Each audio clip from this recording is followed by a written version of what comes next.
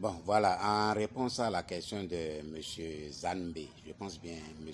Zanbe en provenance du Mali, et qui me demandait comment on pouvait s'alimenter pour rester toujours mieux, pour rester toujours en bonne forme.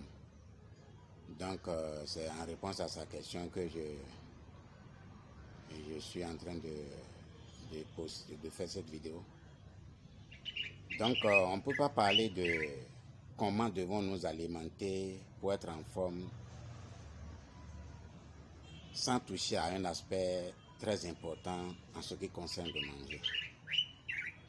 L'aspect le plus important qui concerne le manger ici, c'est quoi?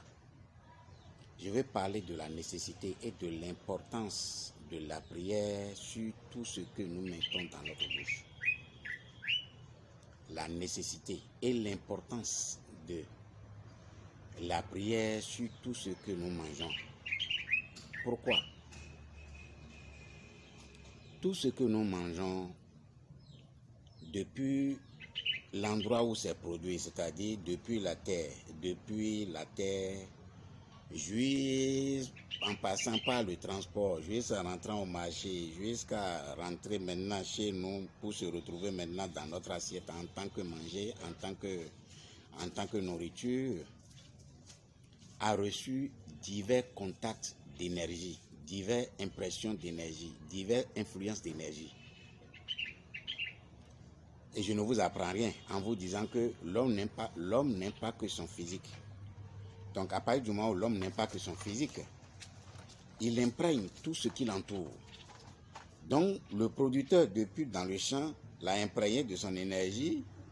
Le premier acheteur, pour l'envoyer au marché, l'a imprégné de son énergie. L'exposer au marché, des différentes énergies l'ont influencé, jusqu'à ce que venir dans votre maison et celui qui l'a préparé aussi l'a imprégné de son énergie. Jusqu'à ce qui se retrouve dans votre assiette, il n'a que traversé que des différentes formes d'énergie. Donc c'est à cause de ça que c'est important de prier d'abord sur le manger. Maintenant, pour prier sur le manger, qu'est-ce que je dois dire? Je dois vous dire que pour prier sur le manger, prier Dieu sur le manger, c'est vrai parce que Dieu est le créateur de toutes choses, Dieu est le détenteur de toutes choses et aucune influence ne peut exister sans la volonté de Dieu, c'est vrai. Mais j'insiste pour dire que si on veut prier spécialement sur le manger, il vaut mieux prier la terre. Il vaut mieux prier, c'est-à-dire, il faut plus prier la terre.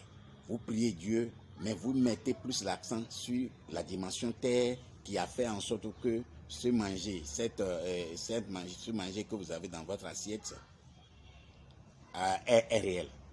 C'est-à-dire ce Dieu, le Dieu de la terre, qui a fait en sorte que le manger là est réel dans votre assiette, c'est ce Dieu là qu'il faille prier.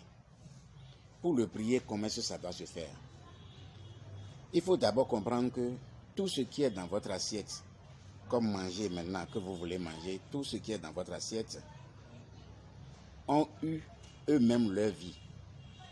Si c'est des animaux, ils ont leur vie. Si c'est des plantes, ils ont leur vie. Si c'est des tubercules, ils ont leur vie. Tout ce qui a été ont eu leur vie avant de se retrouver dans votre assiette.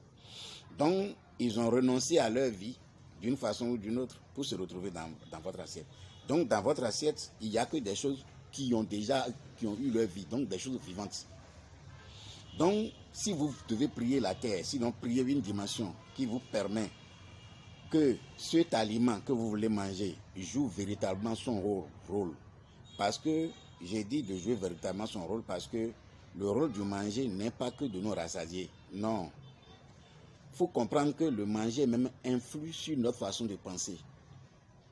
Le manger que nous mangeons, ce que nous mettons dans notre corps, influe sur notre façon de penser, influe sur notre dimension spirituelle, influe sur notre bien-être, influe beaucoup de choses. En un mot, le manger n'est pas une chose, mais c'est une vie.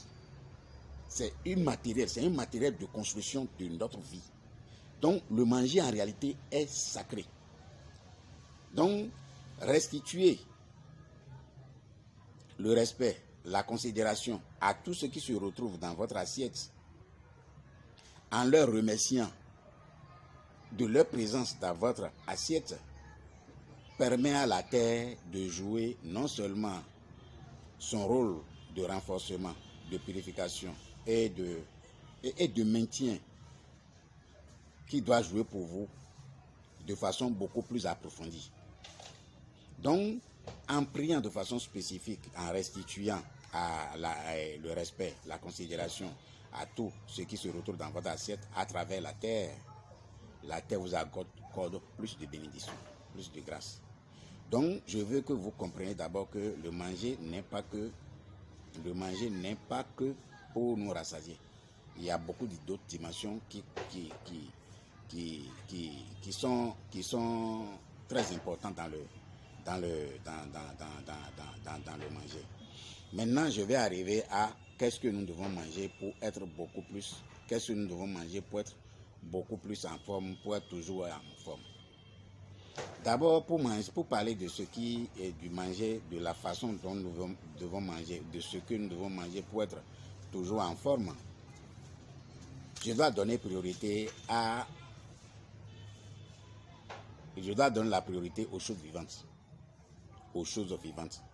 La priorité à la nourriture vivante. Qu'est-ce que j'appelle nourriture vivante?